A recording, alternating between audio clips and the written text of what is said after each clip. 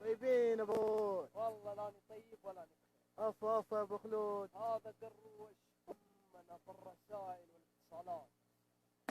من اللي قروشك يا ابو خلود؟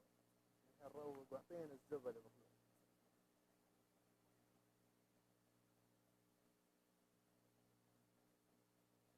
اسمع يا شيخ.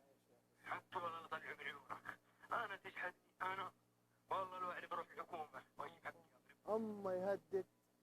وصلت انه يهدد يا ابو خلود. اي والله يهدد.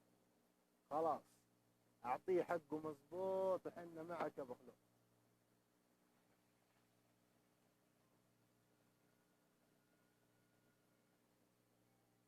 هيا شوف جاو. انا ما طلبت الا حق، ما طلبت شيء ثاني.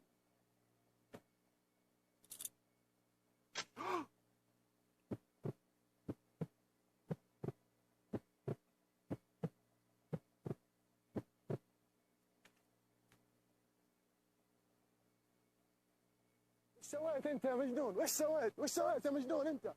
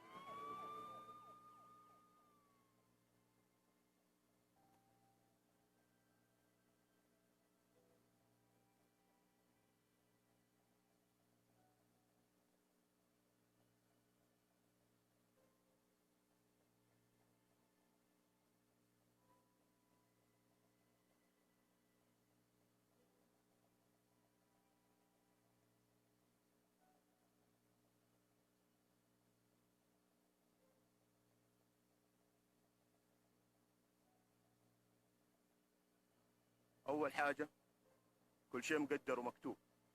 اذكر الله وقول الشهاده، ممكن تكون شفيعه لك يوم القيامه.